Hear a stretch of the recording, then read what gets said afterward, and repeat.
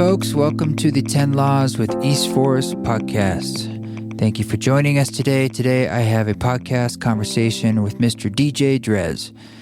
Drez is someone that I have crossed paths with quite a bit out there on the road for several years. And, you know, he'll pop up like I was in Bulgaria and I'm like, "Hey, Drez, what's up? How's it going?" Or had a gig in Michigan last year. "Hey, there's Drez after me. What's up, Drez?" We get to hang. So it makes sense that it's like, yo, let's sit down and talk and let's dig a little deeper. And the one thing I love about these podcast episodes is that I get to learn a lot about people that I think I kind of know, but then when you really take an hour to just listen, you know, you learn a lot more. And it's been a great lesson about just the art of listening and encouraging people to tell their stories and stuff. So I'm really looking forward to it. Before we get into that, I just want to let you know I did send out a newsletter this last week that announces the ceremony tour that's all over the place. So it starts off in Boise, Idaho on March 20th, where I'm going to be at Tree Fort Music Fest, and also Yoga Fort playing on the Friday and Saturday of this same coming weekends. What is that, the 22nd, 23rd? But March 20th in Boise will be the release event for Ram Dass Chapter 2, and it's going to be at the El Kara Shrine. It's like a Shriner's place. It's actually the coolest venue. It's my favorite venue of all of Tree Fort. It's really big, has the best sound system. It's just good vibes, very vibey place. And because we're first, the floor will be clean, so we can do our ceremony concert, and you can sit down, lie down, go deep. So you can get your tickets for that through Tree Fort Music Fest. Also, Yoga Fort, if you have a pass just for Yoga Fort, you can still get in.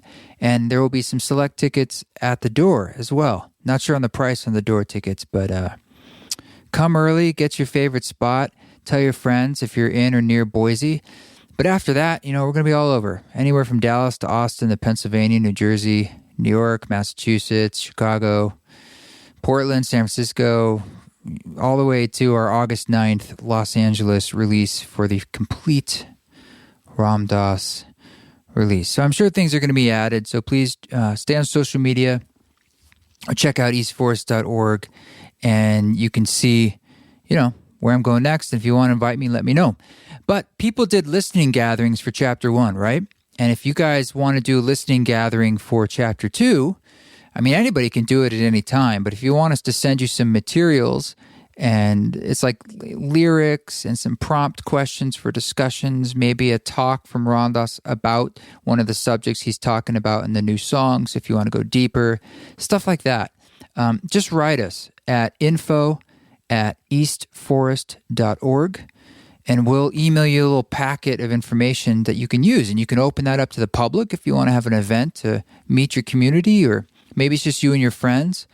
But what I'd really love to see is pictures of this online, and you can send us pictures because I just like to see how it's all connecting out there. It's really, really fun and helpful.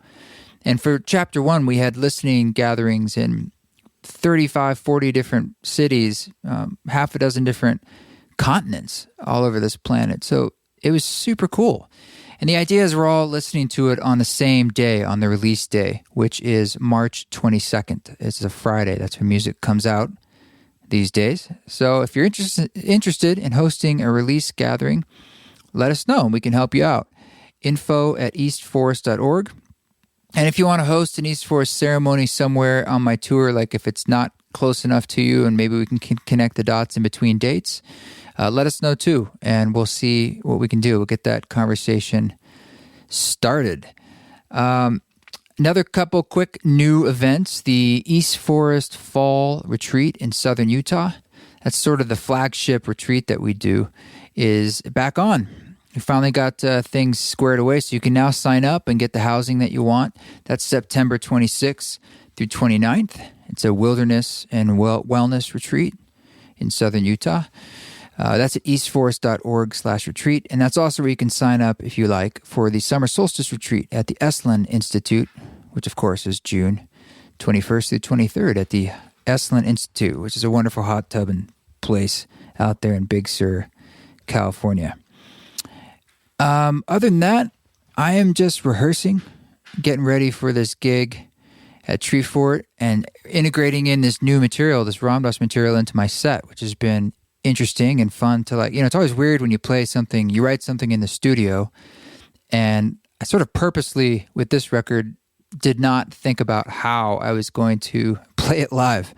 It's like, I don't want to, worry about that. I just want to really focus on serving these songs and getting this stuff together. And then, of course, now I have the task of just figuring out how the hell I'm going to play it live. But I think I've got a good approach going, and it's been a real trip, putting Ram Dass through a PA system and getting these songs into the live setup, which is it's pretty exciting. So that's what I'm up to. I got to return my dog to my ex-wife on Monday. We meet in Pendleton, Oregon to do that. That should be fun. It's nice taking those long drives, but I got a little dog time for the last 3 weeks, which has been sweet. My dog, Kaya. She's 9 years old. She's my first dog. And I got to say, one of my biggest teachers in life, mostly because she's a mirror to my own self and my own behavior. And she also reminds me of my own animalistic needs and behavior, because I'm an animal too, right? I need food and water, and I need love, and I need structure and discipline, and I need my walks help me too, as to exercise. So it's really good to get that dog time and also just sit there and get some oxytocin releasing from some good snuggle time with a good pet, especially one that's part lab, because they're good at that stuff. But enough about getting in the weeds of the day-to-day. Today that I'm recording this is the first day. Well, it's not the first day of spring. It's coming up, but it's daylight savings times ended, which I think feels like the first day of spring when we do that silly thing where we just collectively decide, okay, we're going to time warp. We're going to get in a time machine and jump ahead or behind an hour, which I never quite understand, but I always appreciate when the spring one comes, because then it finally feels like we're getting out of winter, and it's like, okay, it's later in the day and it's still light. And today it is a beautiful day outside, so it has that vibration too. So speaking of vibrations, let's get into this conversation with DJ Drez. It was really interesting because we started getting into he's got such interesting discipline, I don't know. I'm not even going to spoil it for you, but it's fascinating. It was really fascinating how it all came full circle at the end to me. Love talking to the guy. Please give this podcast a review. Just cruise down there, give it 5 stars, and even better, write a little comment, detailed review. Share the podcast on social media. Tell your friends. Help us reach new people. Help us have cool guests. Help me tell news stories that hopefully just give us all new ideas about how to live wisely and well in the world. So thank you for your support. All right. This is DJ Drez.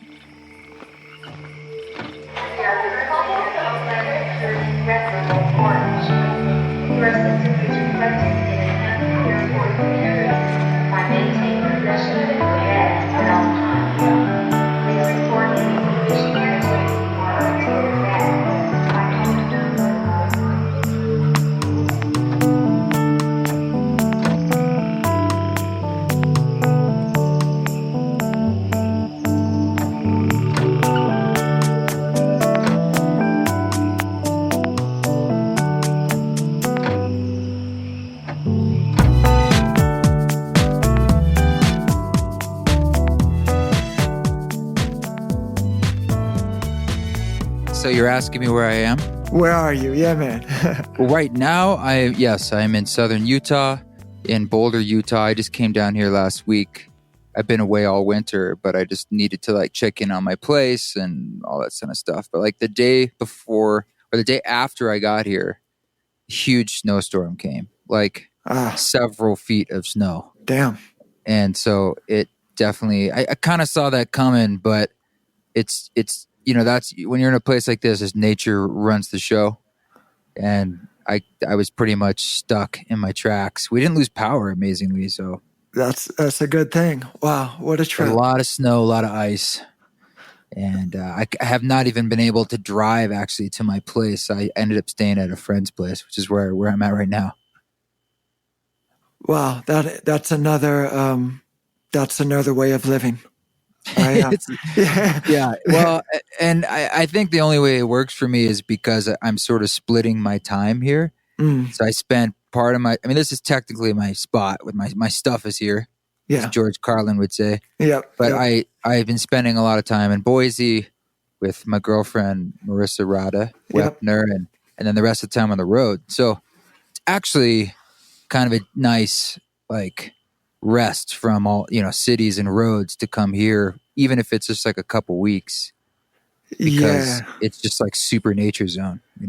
That's such a good getaway. I yearn for for that kind of getaway. That's cool, man. You Nice. moved though, right? Because you used to be in Venice, and if I remember correctly, you'd moved. Yeah, yeah. I'm from LA, but moved up to the Bay Area about Right. 8 months ago. Yeah.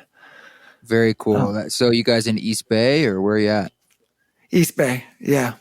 Yeah, it's good. Nice. Yeah, we're closer to Marty's mom now, so that's a good thing. My friend, Mr. Morning Altars, do you know him? I He does don't. those mandala things. Well, you should check it out. It's pretty cool. He lives he used to live in Richmond.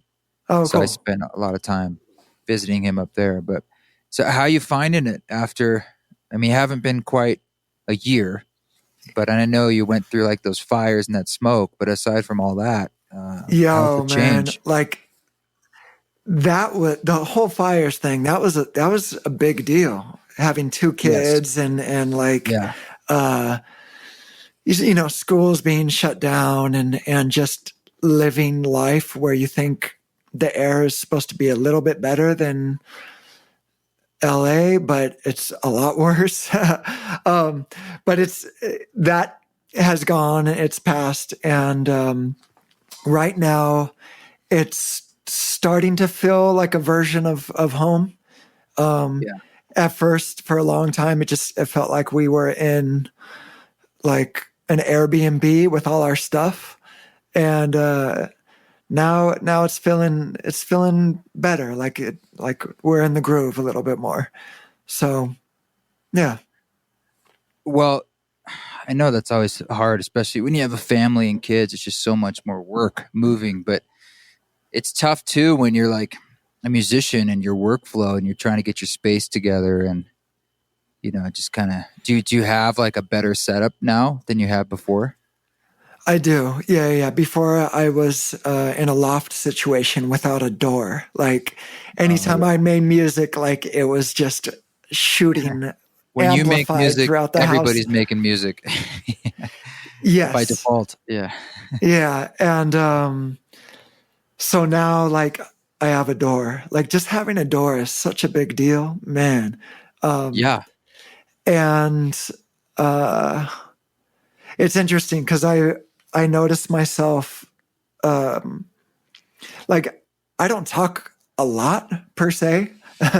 And In life, you mean? Just in, like, in life, I mean, I listen, a lot, and I listen to music, I listen to people, and I'm into it. And lately, like over the past couple years, I've been speaking a bit more, and all that to be said is just there's an album I did called Alpine Swift that came out like 2 years ago or something like that. 2016, right? Yeah, I think so. And so there's few songs on there that I'm actually like using my voice. I'm singing a little bit, and Nice. and I was doing that when like everyone was out of the house or like Sure. very busy in another room or whatever. And it's just because it's not something I typically do. So I was just like shy about it, combined with, just whatever, being self-conscious. So now I have a door where I could do that a little bit more. And I've caught myself just recording my voice a bit more, which is pretty cool. Yeah, I've found that every time I move into a new space, and usually it's better and it's different, but there's some advantage, right? And that always ends up informing my music and my process. Like I remember way back when I lived in Manhattan for a hot minute, and the first album I ever made, was called Below the Bed, because I was underneath this little loft in a studio in Soho with my, in a one bedroom where my friend was in the one bedroom and I'm in the living room, like the whole thing, just no space. And then I moved to Dumbo and I had this like a pretty big room, and all of a sudden, like I could stand up and play. Yeah. And I just remember that completely changed. I was like, oh, I sing differently. And like, everything's just different. I'd never done that before. And it changed my music. Yeah. And it's a good lesson, because even to this day, I think about like investing in space or all these things. And I'm like, I know that will pay off. I know it will. Yeah. Are you still there? I lost you for 1 sec. Oh, yeah, I'm here. Okay, my cool. internet's not wonderful here. Okay, cool. Yeah. Every once in a while you have a robot voice.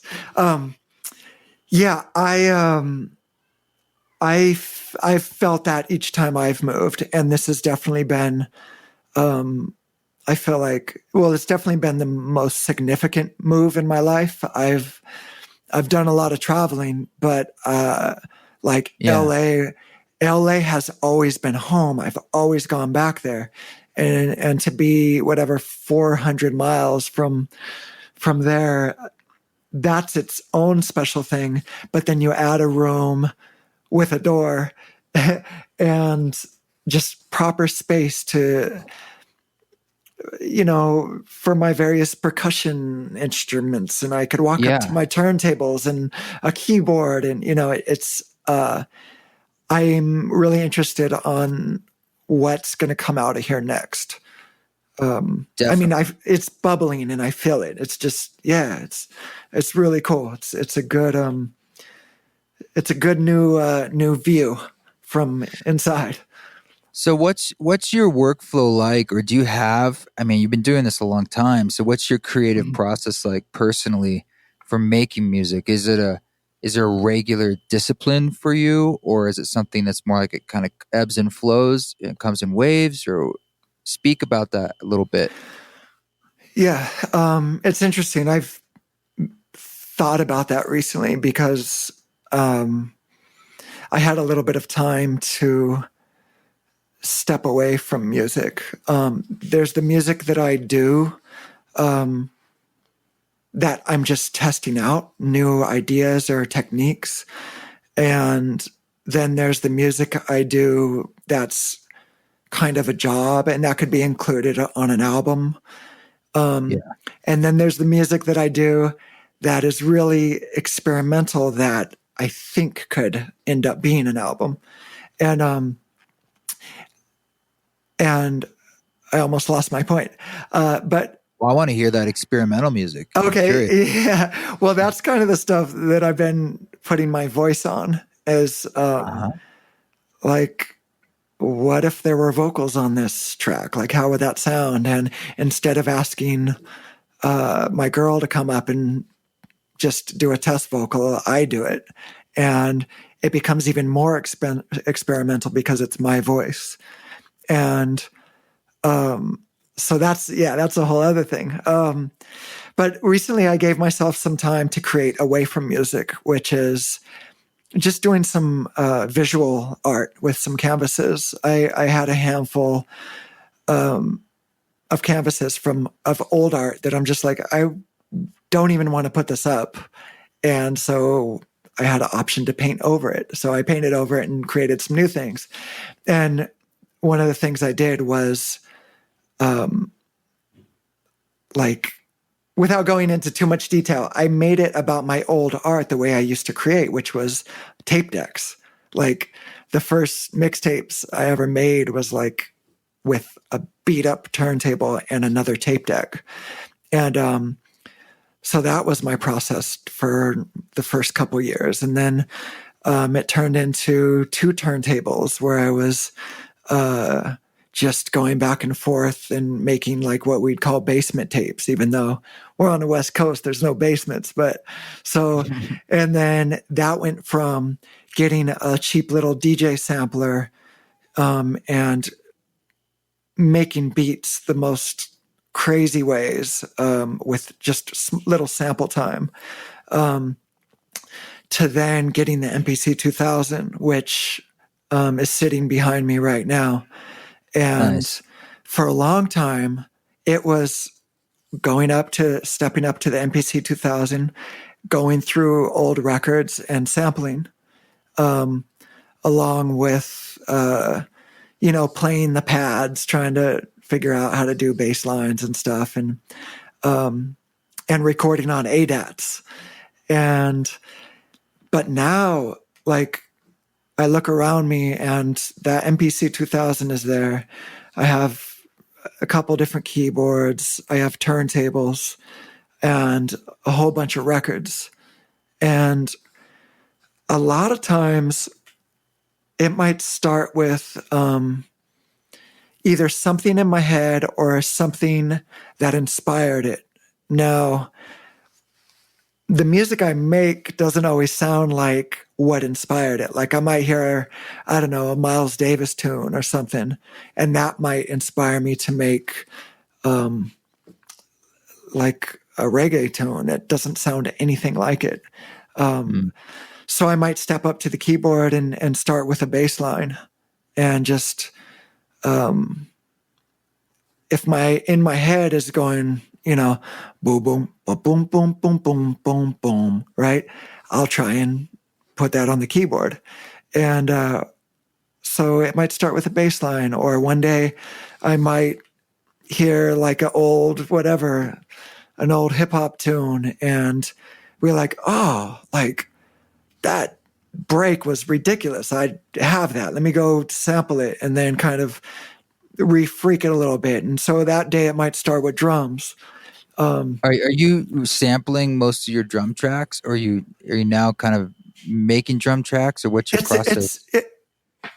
It's a combination. So I sample drums. I love the way old record sampled drums sound. And that's just the hip hopper MPC 2000, like thumping on a drum machine kind of guy that's in me. With that being said, like I have this, what is that called? The Roland SPDX. And I have a kick pedal hooked up to it and sticks, and I have played my own breaks kind of, and done some cool stuff with that. There used to be just a rehearsal space down the street from me in LA, and they had drum kits in most of their rooms. And a couple times I went in there with just like those kind of field recorders, and I laid it down, and recorded myself just playing a little bit, just whatever, like some reggae kind of one drops and rockers kind of fill, and so really, like my drums come from all over the place, but my number one source is I love sampling drums and chopping them up. And then percussion wise, like I have a kete, which is like a traditional Nyabingi Rastafarian, drum that you would play and chant with. And I got djembes and a set of tablas and all that stuff. So, it really comes from all over. I used to really be like just hardcore hip hop dude. Like I just sample records and it all comes from this, and then for a while I was kind of hard on myself and like, no, I need to play more and got to learn to play. And so I was like making sure I programmed everything and like actually played it myself, figuring out chords and all that. But, lately, and what I mean by lately, the past 10 years is like everything is open for me. Like I'm just, like I like it all. I respect it all. Whatever works. Yeah. If it has feeling to it, go for it. Yeah, very much so. Match it all up. Yep. Yeah. I mean, and I noticed too, I was just looking at your tour schedule like last year. You're very busy. I stay pretty busy. Yeah. Yeah. And that's tough. And I mean, you often travel alone, or is that true?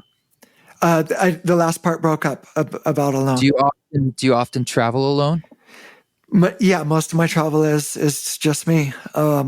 That can be really tough, really tiring. It is. It's very tiring, and there's a lot of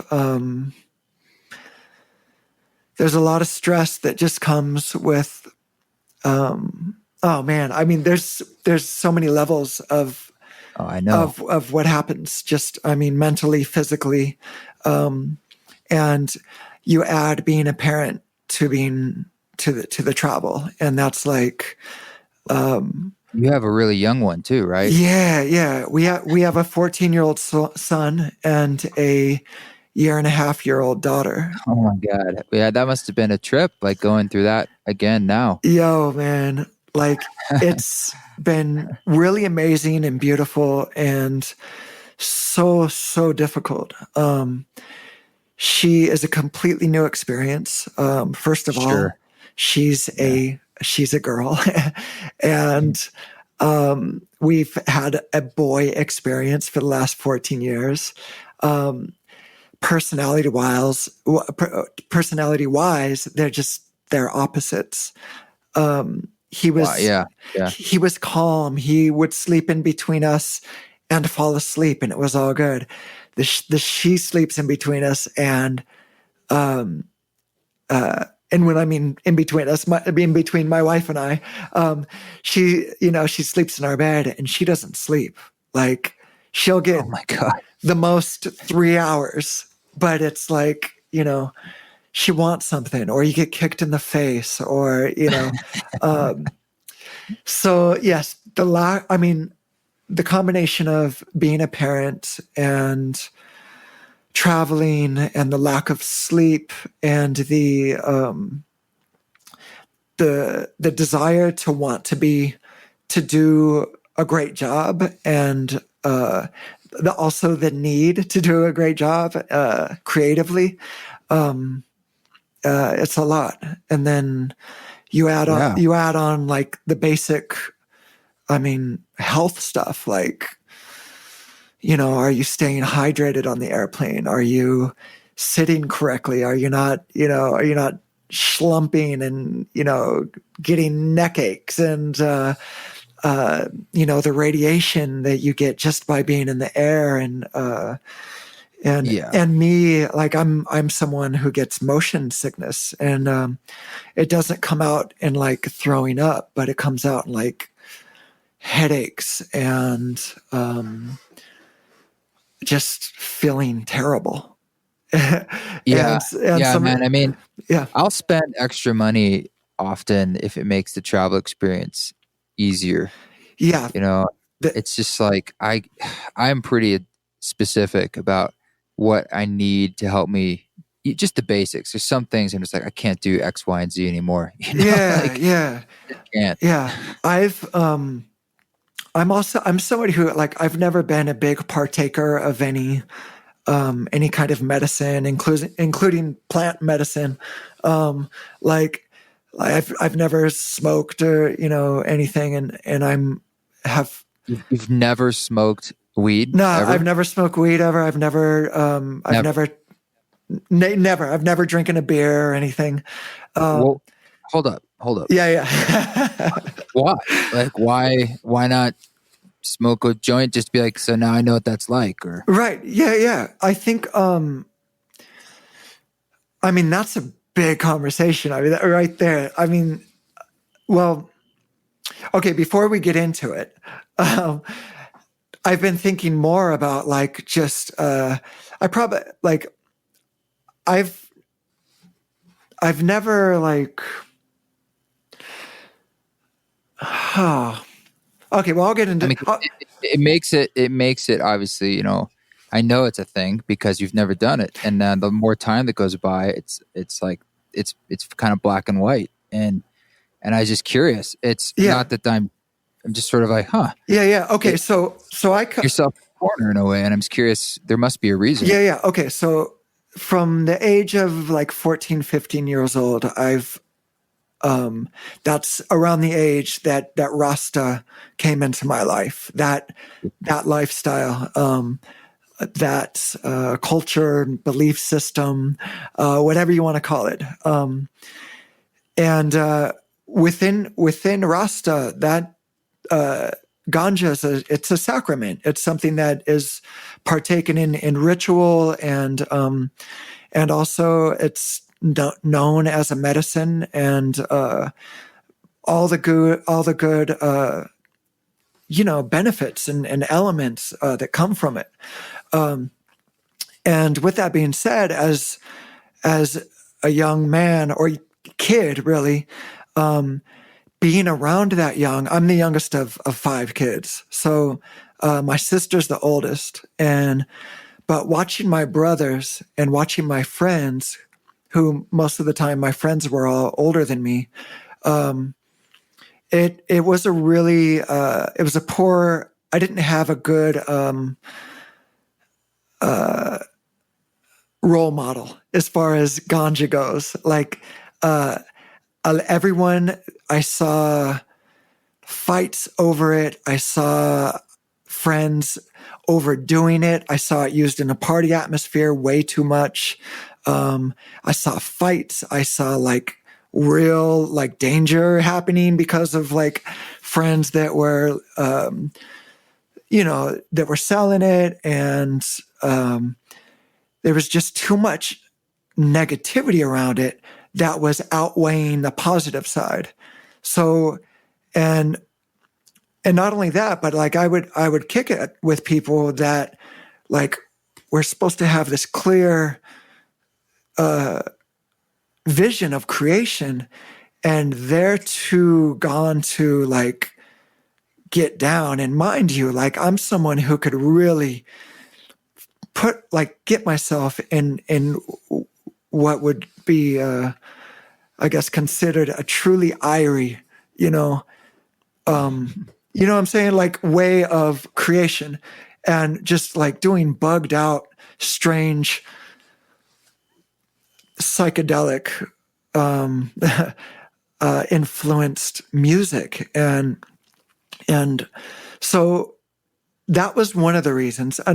Another reason is I've been able to access really beautiful highs from love, sex, music, lighting. Lighting. Really, I love it. lighting, like there's something about light that is really special.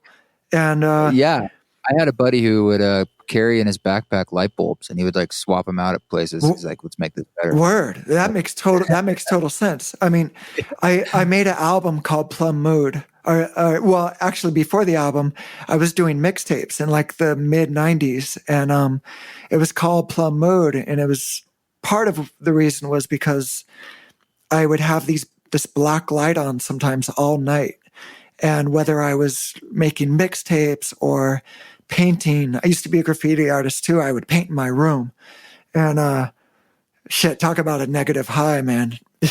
Having spray paint in the room is awful, but like there's something really special about lighting, and then also sex also is just, and then combine God and the idea of God and spirituality and the divine self and all these things, and also being around people who were on various substances all the time.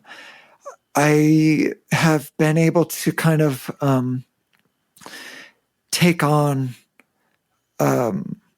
aspects of that where I'm in it, and I kind of... I mean, is that like, is that strictness and that discipline of yours, and is it sort of a personal ethos, or is it you're just sort of like, it just sort of has just the way it is? I mean, because you must have also, I'm sure, had some role models, some experiences that were positive, and people who were cool. And I mean, at the end of the day, it's a very strong choice you've made, to stick with that. Yeah. So, wow, I had a little lost memory there. I also thought like I was always with older girls, and I've been someone, and Yeah, wow, that's a trip. When I was like 14, the girl I was with was 16, and I remember she used to drink too, and sometimes to the point like she actually like threw up in my bed, like twice, It's classic. like twice. But like, Twice. but I'm Well, I'm most 14-year-olds wouldn't last the first time. They're like, I think this relationship is over. yeah. So like I'm 14, 15 years old and I'm watching my girl go through that. And so like that's the alcohol part of it combined with just knowing people that have died and stuff like that because of just dumb things, car accidents, getting hit by trains. Like I know like 5 people, maybe 6 people who have died by train. Like What? like that's ridiculous. It doesn't make any sense. It makes no sense. That's some weird train karma. And yeah, it's stupid.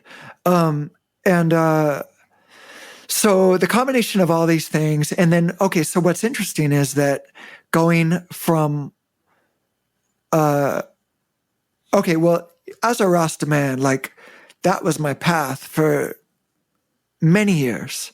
And Sober Rasta. yeah, sober Rasta man. And I grew my locks long and I took the vow very serious and I didn't separate them. I let them get big and they were about like around to my knees.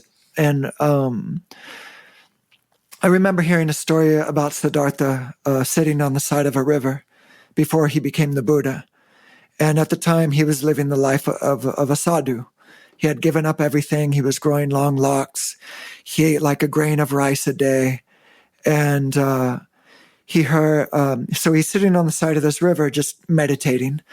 And he notices a boat coming by with a student and a teacher. The teacher was teaching a stringed instrument. And the teacher says to the student, if the strings are too loose, the instrument won't play. And if they're too tight, they'll break. And that story, that simple story was such a big deal for me. Because I started to realize like, oh, I'm taking myself too serious within my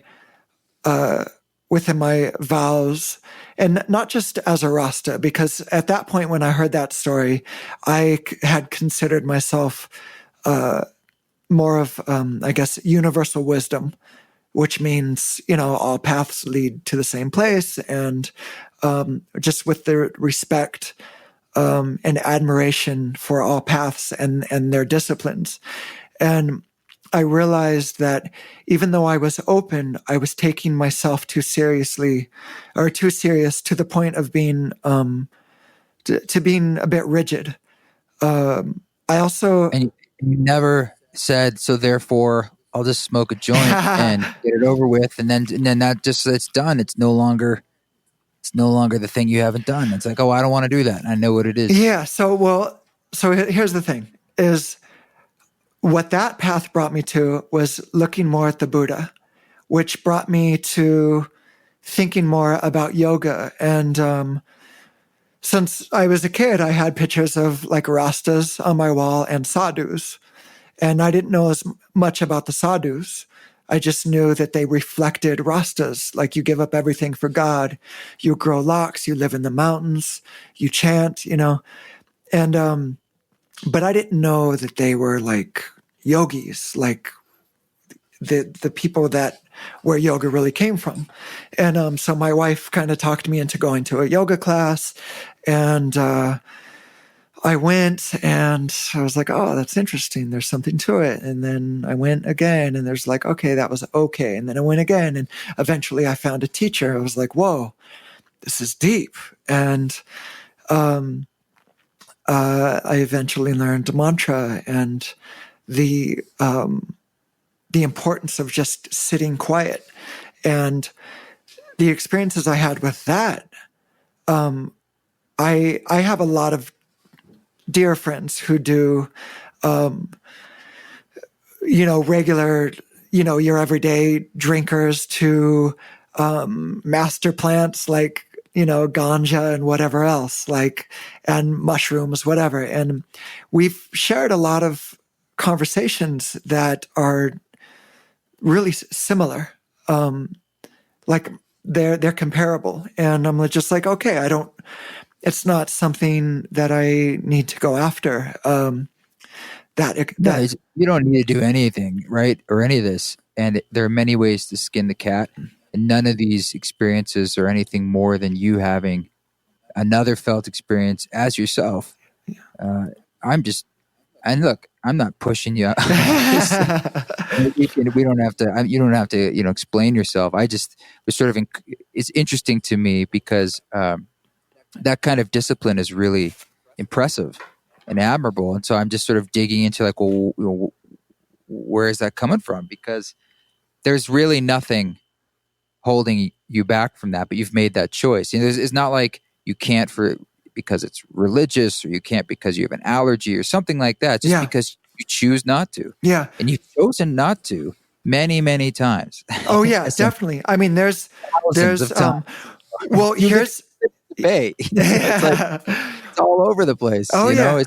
Well, I mean, plus, being around Rastas, and including elders, that were positive influences, and who said,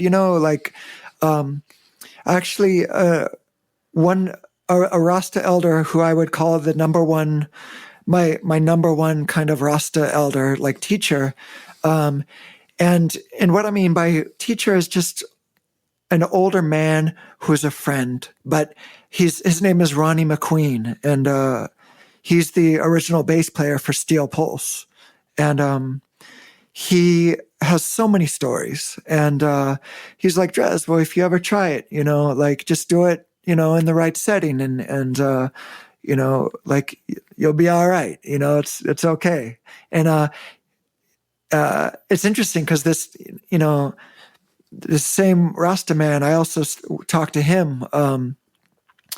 We used to be in the same group together. We toured together. And I remember sharing the room with him the first time on tour. And I figured he had, long locks. And, I remember because I saw videos of him in the 70s, like playing with Steel Pulse. And I remember he took off his hat one day in the room as his locks fell to the floor.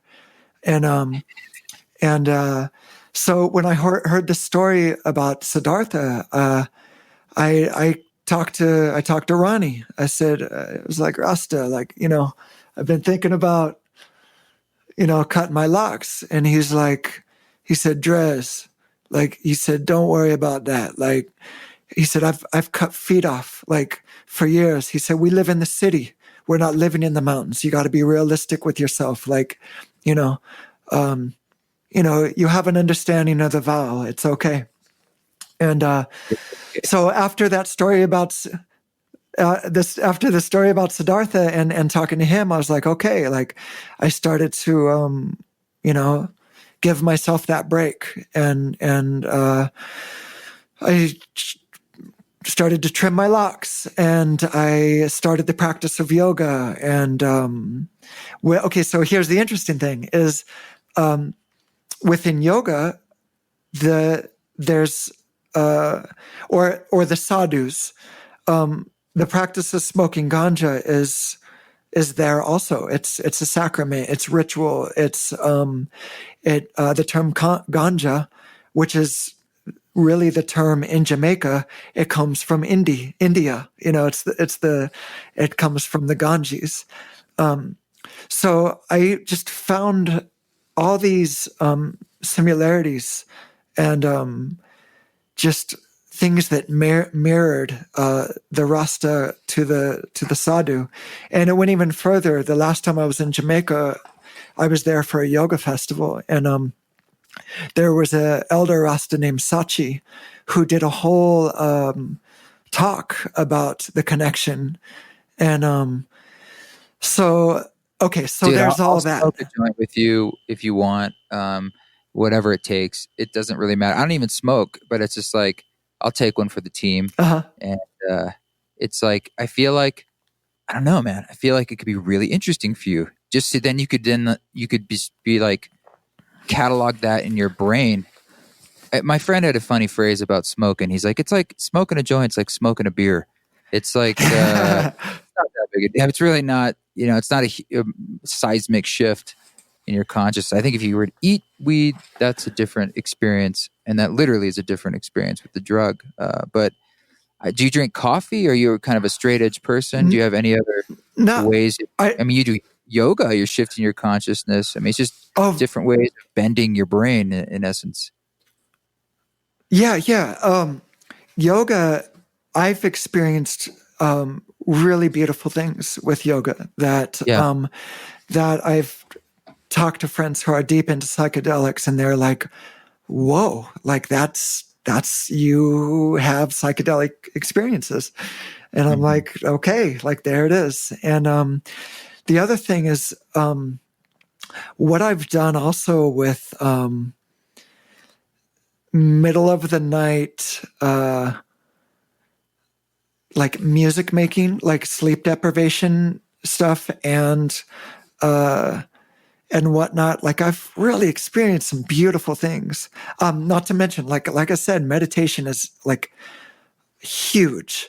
And where I let music take me. I really let music pull me into the deepest stories that don't have a story. It becomes... I like that. The deepest story that doesn't have a story. It just becomes a felt journey that is more about feeling and color than what the mind... I don't know. Maybe it's what the body is... I don't know what to call it because... I don't know what to call it. I know people who explain these things, and I'm just like, oh my God, that's beautiful. You put that into words. Well, it's all poetry, and we're trying to explain the unexplainable. Yeah. That's why it's called the mystery. Yeah, very much so. Very much so. So, okay, so all that to be said is more than ever, because we talked about travel, just to bring that back around, is I've been more open than ever to ganja and smoking. I wouldn't smoke it, and I would eat it though. And I say that because I know because I have friends who take it slow. For That's sure. For sure. No, I have friends who smoke, and they're like, what, Drez, you would eat it? Like, man, like that's a whole other kind of high that like knocks me out, or that does this or that. And I'm just like, well, I literally have an aversion to smoke, like a little bit of. What about vaporizing? I suppose that would be an option. Yeah. Everyone's vaping these days, all these vape pens. Right. You could go, if I were you, I love that we've been talking about smoking weed for 30 minutes about how you don't smoke it. Yeah. If I were you, I'd go into one of those weed shops and I'd find a vape pen that's like 10% or 5% THC, like really low, and the rest CBD, which is not psychoactive. Okay. So basically what you're getting is a very, very light weed pen. And I bet for you, you could hit that like 1, 2, 3 times, nice decent hits. You probably would just have very little high, or you'd be high, but it wouldn't be crazy. Yeah. And if it was crazy, you'd be like, oh wow, I'm really sensitive. I'm super high, and it didn't have much because all these other pens and stuff, they're super strong, like 60% THC. They're just way up there. Yeah. So if you had a 5-10%er, and a lot of CBD, which would be great too, because there's all those wonderful benefits of CBD. Very calming, non-psychoactive, all the other stuff, the cannabinoids. Yeah. So it'd be a great place to try it. Okay. So that leads me to this is, so I tried CBD, just, I think 2 years ago or something was the first time I tried it. And, I was like, oh, like this is nice. But it was just nice. There was zero THC. I got it at like it was in a Whole Foods, but it was a Whole Foods kind of store in like the Venice area. It was called like Rainbow Acres or something like that. Anyway, I got it from there, and I was just like, okay, that's okay. It's nice. Put it on their tongue, hold it there. Not much. Now, so about, let's say, a year ago-ish, someone is like, yo, you really should try microdosing. Like that, because the Microdosing like LSD or something, or no, ganja, like just microdosing ganja. Yeah. So and I'm like, okay, so how? And they're just like a CBD that has THC in it, something like that, a certain amount. And I'm like, okay, or eating just a very small amount, like in a cookie or whatever. And so I tried the CBD with a little bit of THC, and I was like, okay, there's something to this CBD. And some people are like, well, you need a little bit of THC to activate the CBD to really get and I think there's something to that. Like, I would like to get another bottle. I used it up. I felt more, well, I'll just call it highs from. Dude, you got nothing to worry about, man. Yeah, no. Skills, like you'd be fine. You'd sail through that like a master sailor. Yeah. The whole bottle of CBD, it was no problem. Like it was not an issue whatsoever. And someone did give me a little piece of a cookie, and I was just like, oh, I feel a little something, and it wasn't too much. And great. And at the same time, I'm like, I'm happy that. Here's the thing. I also know that I love sensations, and I experience them deeply. From, again, music, love, sex, meditation, God, like that is spiritual experience. Like, I have gotten so much inner and outer stimulation from all these things. It's like, part of me is like, okay, so there's the reasons of pain and hurt and learning from others, terrible things with substances. And then the other thing is, I might love it. Like, and so what? What if you love it? I'll tell you so what. And I love all my homies and all the great people I work with. I know some people who need it to record. Like, they need to go. You will not be that person because you have not needed it all this time. Right. Yeah. No, I feel that. And then I know other people who they need it to function, to not be anxious during the day. And I have my own anxieties about just life, being a parent and traveling, and I really want to. I have times where I'm really on top of my practice and it's working great. And even, not to say I don't have hard times with my breath and whatnot, but my breath has really saved the day in many situations. I don't want to be stuck in a place where I didn't bring ganja on the plane or have access, where I'm then feeling ultra anxious because I don't have it. So, and that's just, I'm just saying, adding on to other reasons. With all that being said, I'm more open than ever. And I used to say never. Now I never say never about anything. I won't even say I'll never smoke it, but most likely, if I was to become a regular taker or a consumer, whatever, it would be once or twice a month, and it would be probably eating it, or like you say, vaping it, Yeah, I mean, and I'm just saying, so you're an irregular taker, you have so many other skills in your life, this should just be one more little thing, just like eating a piece of chocolate cake is enjoyable. That's your choice. You're able to do that. And then I can ask you, did you smoke a joint? You're like, oh yeah, I did that in like 2019. That was it. And then we move on.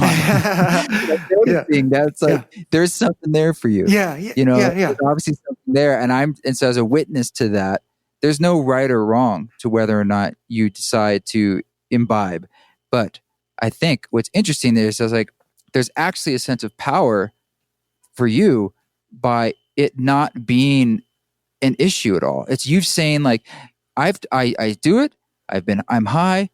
I like it. I don't like it. Either or doesn't matter. And now I'm choosing what to do with it from moment to moment. It is not some boogeyman for you that's going to take over your life because you've lived your life. You have your yoga practice. You have your meditation. You have your family. You have your music. You have all these things. And it's not, I mean, I was in a place once in my 20s, late 20s, where I smoked a lot and it was in charge of me. But it changed in my life to a point where it's like, it didn't jive with me anymore. And I don't really smoke much anymore. Occasionally, but there are a lot of times now where it's sometimes I might smoke socially a little bit. I'm like, oh, that was fun. Like going to a concert. Actually, it enhances a lot of things. Yeah. But I've learned now, like how I don't like it and how the things that it brings up. I'm like, yeah, I don't like that. And so I just don't choose to do it. Yeah. Really. Yeah. And before I just did it all the time, even if I didn't like it. But I was immature and you're not immature. Yeah. And so I just feel like it'd be this power thing for you to just be like, whatever, man, take it, not take it. It's up to me and I don't care. Yeah. Yeah, for sure. Yeah. I'm more, like I said, I'm more open to that than ever. And, it's, I think there was a time where like boogeyman is a good way to put it, where it was the boogeyman because it was so prevalent in a negative way. Like it was just in my face constantly, and in a dangerous way. And, but it's been a long time since it felt that way. It's been longer than a few years where I've been like, this could be part of my life because, right. It's just more like by knowing, then you can just, it's, I don't know. You just know. Yeah. Yeah. You make your own about it versus other people's experience. Yeah, absolutely. And it's interesting. I've also thought of this also as I'm in a really interesting place. Like in my career, I've been, I'll put it to you like this. There's a really great hip hop documentary my wife and I were watching. We just finished it the other day. It's on Netflix. And What's it called? Oh man. We watched it every day. My mind is blank because we're so deep into this. I'll think of it. Okay. There's a few and some are like mediocre and this one's really good. And I just watch it and I just think about how deeply apart I am and was in hip hop and in the golden era of hip hop, and how like I either know the person, I know like every other person, or am a friend of, or have shared the stage in one way or another, and just how I'm connected to so many people. And I look back at that, and even current day, but how ganja, alcohol, whatever, is such a communal and community building tool, and just a way that people they just cool out, they relax with each other. That's like the common thing that we all smoke together or whatever. That I was always like this disciplined spiritual guy through all the years of that. And I observed it and watched it, and how I have to wonder if I would be in a different place in my career. Mind you, I'm happy in my career, but there's been times even now where I'm like, what am I doing? And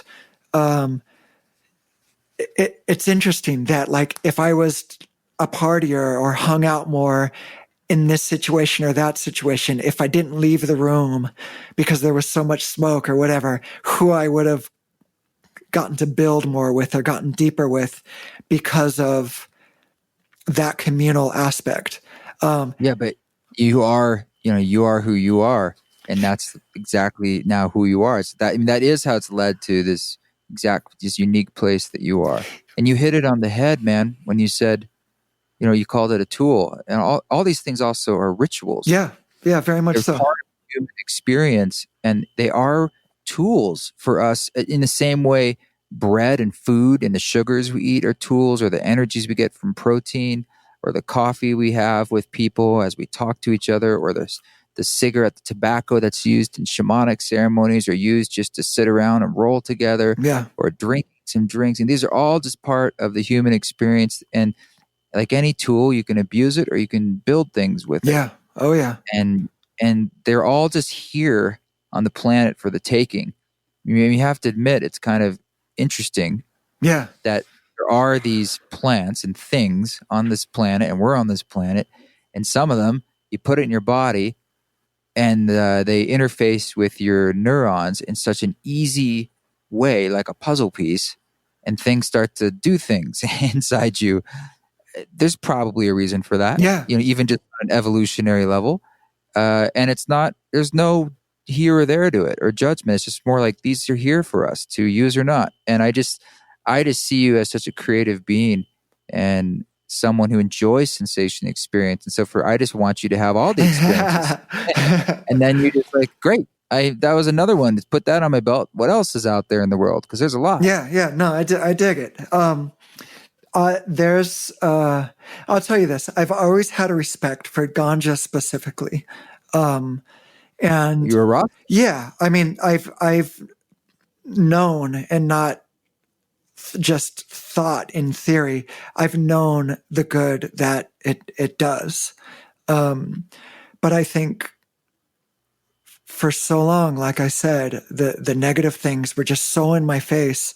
Plus it's the combination of the things that people do. Like, I mean, I've sat with brothers, I've sat with friends where their heart is being out their chest, or, we're on tour and one of the guys has to be carried down from the hotel room, and I'm sitting in the back seat to make sure he breathes for the next 6 hours on the way to the next show, and I'm the only one who is clearly seeing what's going on because the other guys are a little, you get the short end of the stick. Yeah. So, there's less of a judgment and more of because I know exceptional people who do like crazy stuff, like, who've done or do heroin and stuff like that. And it's just like, it's more about like man, you could only last so long. Like I also know, I know two people in the last, I know there's more people. The amount of people I know in the recent years, a handful that have died, a few people who have lost limbs, some things due to substances, some things due to diabetes, just various things, just catching up with people. Trains. Yeah, all that. Yeah, real trains and life trains, or how my wife would call it, life trucks. Like, there's definitely a place for it that I respect and I understand, and I also know like the dangerous side. And I think you're right that I'm pretty clear of the dangerous side. I'm not worried that I'm going to become, some kind of fiend or whatever. But I could see myself being someone who partakes in ganja one way or another. What's the worst that happened? You smoke a joint and then you grow out your hair, grow dreads, become a musician, and tour. Yeah, all the things you already are. Yeah, right. Like, well, I'll tell you this. A big issue I had early on was it was the discipline Rastaman side was like in 1990 when I started locking, and so back then it wasn't common to see people with locks. And so all throughout the 90s, it wasn't really until the last, the 2000s, it became more than ever a hairstyle.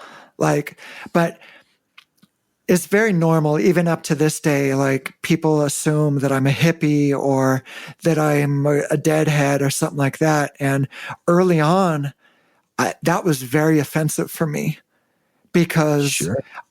I was coming from a disciplined spiritual side where it's a vow, and I had a bunch of hippies coming up to me asking for whatever kind of drugs, and a large amount of them, the younger deadhead people, are actually, not all of them, because I know some great deadheads, but straight up, they're dirty.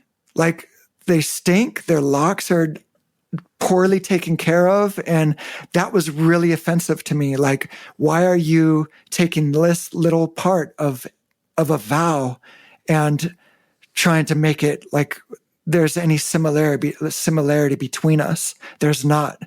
You're part of a whole other system, and one of the reasons for having locks, it's a spiritual vow, and it goes into like biblical things, and it goes into a bunch of things. Like, that's a whole other conversation. But it also is, it's simply saying, I am not like you. I'm not part of your system. And that's the Babylon system. That's the system that oppresses people. And, so I just felt like you guys are taking this serious thing. And so that, like, I used to have a strong aversion to like hippies, and it's really interesting. Like, it was judgmental.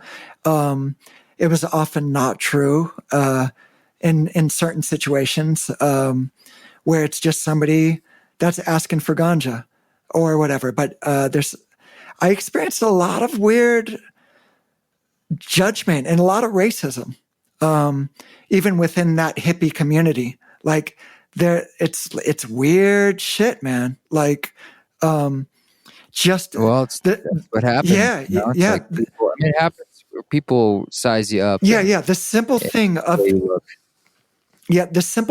just hair. The amount of things you hear, so much beauty comes from people. They open up to you. They ask you questions in a nice way, and well, I don't have that problem. So, that's why I chose the path of baldness, so that I could not have. Yeah, and then so there's there's the beautiful side, and there's the negative side of ignorance and racism and constantly being asked for drugs. You know what I mean? Yeah. Anytime I go to a foreign country, everyone's asking me for drugs. I don't know why. Yeah. It's like, what do you want drugs? Do you have drugs? Constantly. Yeah. But ultimately, it's all good, man. Like, it's all good, man. Yeah. Either way, it is all good. Yeah. Yeah. Well, shit. I didn't mean to dominate all of our time by light us. We're both totally sober, and it's okay. It's all good. Yes. I think through that journey, it actually learning a lot about your inner journey, which is really what I like to get into anyway. It's just sort of like learning about people's process and internal process, and not get too much into the surface details of things, but it's sort of, you can use those as doorways into, what's that internal thing for you that's been going on. And there's a lot there about your own discipline and your path, and, how you find your pleasure, and, what you've been thinking about. And I don't know. I think it's good. It sounds to me like you're in a good place, and you're in such a new place too. One of transition, sort of. It's one of some kind of nodal point in your life of something new wanting to emerge, because you have like a new child, and you've moved to a new place, experimenting with some new music. Some old patterns in the past are coming up to the fore, being like, well, let me examine these. And I think that's really exciting. Yeah, it is. It is. And it's interesting to hear you say all that because it's something I've been feeling, and I occasionally have these conversations just about change. And I mean, I have these conversations with my wife all the time. But it's a new place. And also, man, add injury to that. Like, I herniated like discs in the beginning of 2017. I had to cancel shows. And so like I'm moving my body differently. On top of all the other change, there's change in my yoga practice. There's change in the way I put on my shoes, and like, yeah, it's a trip. It's really interesting. Hey, you should check out this book called Healing Back Pain Now by Dr. Sarno. Okay. It may have nothing to do with what you're going through, but it was something that was recommended to me for some pain that I was going through. And it helped me out. Yeah, it has to do with the brain and pain, sort of psychological stuff. Oh, cool. Yeah, I'm sure that that there's psychological stuff that is part of it, just because of what was going on right around that time when it happened. That's right when it was a month or two after we found out that we were pregnant, and there you go. So that combined with years and years of skateboard injuries, including a broken neck. I broke my neck when I was 14 or 15. And, oh my. Yeah. And, it combined with travel. Like, this injury happened after getting off a flight from New Zealand. And, so it's all very much connected, combined with, oh man, just, so much stuff. I mean, I definitely know that the whole body holds intelligence, which means emotions included. And, yeah, I'd love to check out that book. Yeah. So if you were a skateboarder, are you familiar with VC Johnson, VCJ? He does all the Powell Peralta artwork, like the skull coming through. It's like that classic image of like there's a skull kind of coming through this paper or something that's on the back of the skateboards. I know it as well as I know my own fingerprint. You got to understand, skateboarding was such a big part of my life. And there's a really good quote. It's something like, a skateboarder isn't someone who skates. Oh, I wish I could remember. It's something like, isn't someone who skates let me blow your mind. every day. Let me blow your mind here. Yeah. So first off, you should check out his website, VCJ Graphics, because he's just an amazing artist, and he's a mystic. He's a friend of mine who lives in Santa Barbara in the hills. He's still in Santa Barbara. What a trip! Still draws for Powell Peralta. Yeah, I don't know him, but I know that Santa Barbara has. There used to be the Powell skate park was in Santa Barbara, and they had their warehouse was there and all that. And I skated. I skated there a couple times, and this is in the so he became a friend like 10 years ago, and I would go to his house, and he does like readings for hours. Like he's a mystic. He's not on this planet, and I would record them because this is way back when I started doing field recordings, and the first person I sampled was him, and he's the voice of the 10 Laws, my song 10 Laws. What a trip. I think I know what you're talking about. I'm pretty sure. So VC Johnson is Mr. 10 Laws, and he's a super out there dude, amazing dude.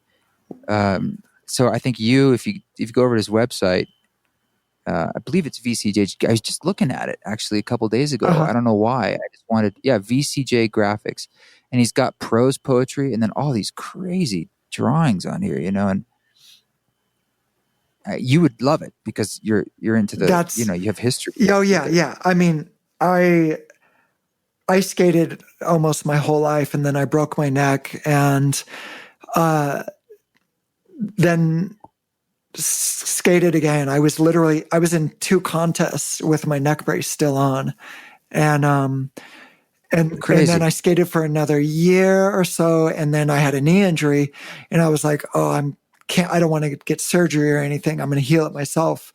And then that's when music took over my life, when I was trying to heal my knee.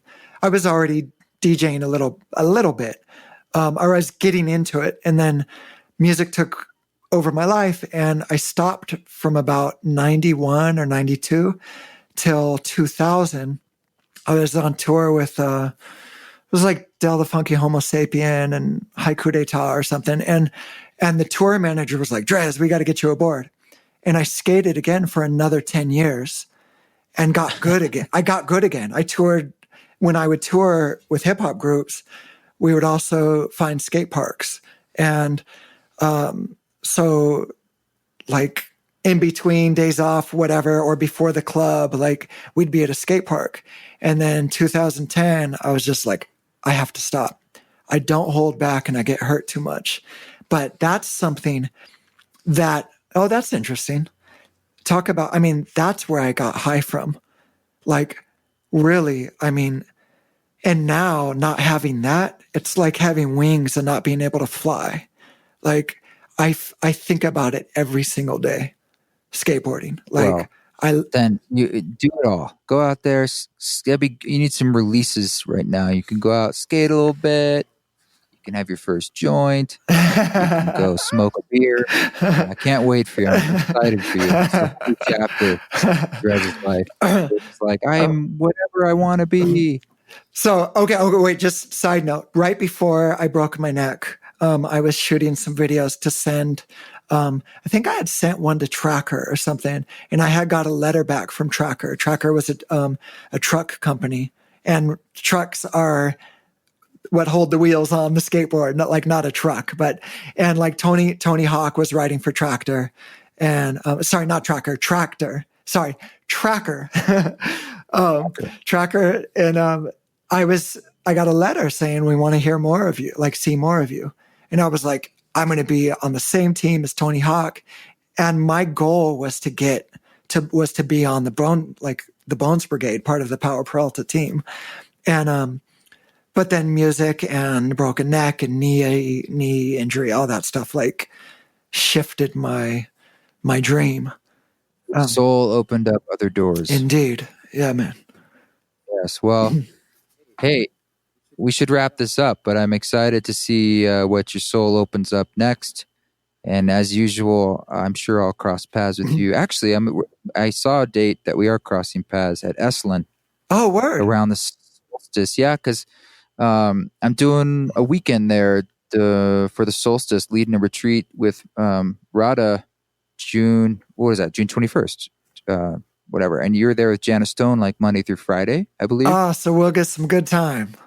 Yeah, and I'm trying to lobby them. Well, they're interested. They're just really busy to like overlap, like do something with you that, with that week. And then I really want to do like a big concert that Friday because it's the solstice. And, it's also the release of chapter 3 of the Ram Dass record I'm doing. Oh, nice. And I'm doing the retreat that day. So I'm like, let's go big, let's do something cool. Wait. Your retreat starts on that Friday?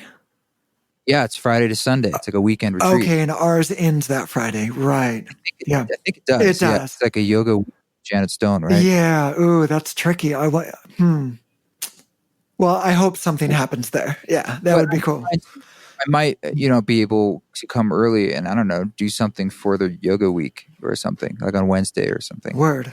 So we'll see. Yeah, it's all in motion. Cool. Very good. Yeah.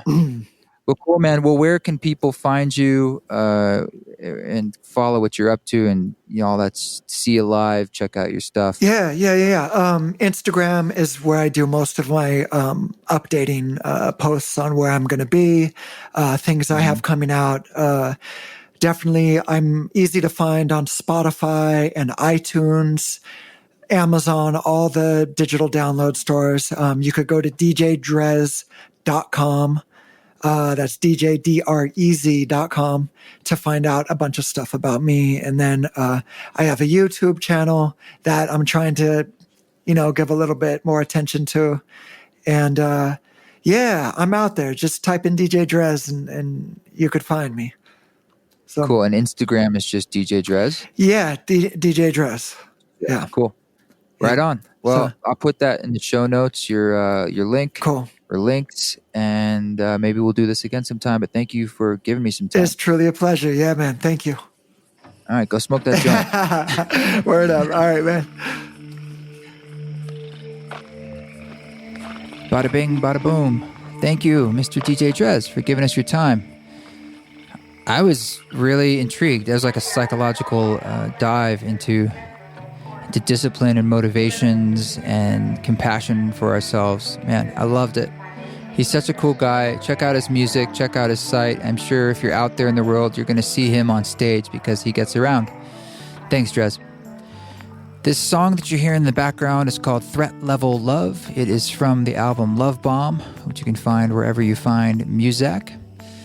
And I hope to see you out there on the ceremony tour. I hope to hear from you when we share Ram Dass Chapter 2 here, March 22nd. If you'd like to host a listening gathering, email us, info@eastforest.org. That's also the email where you can send questions, comments, whatever. Just say, hey, maybe read some of those guys on the air. But I so appreciate everything you guys do to support. You know, Chapter 1, because of you, made it to number... I don't remember the numbers on Billboard. Number 2 on New Age and number 5 on something else. But it charted, which is super cool. And that means that you guys are doing your part, which is spreading the word and just being part of this listening family, this family of energy. So thanks for doing your thing. Thanks for walking your walk. Don't take any shit, but you know what? May the forest be with you and keep doing it with grace. Peace.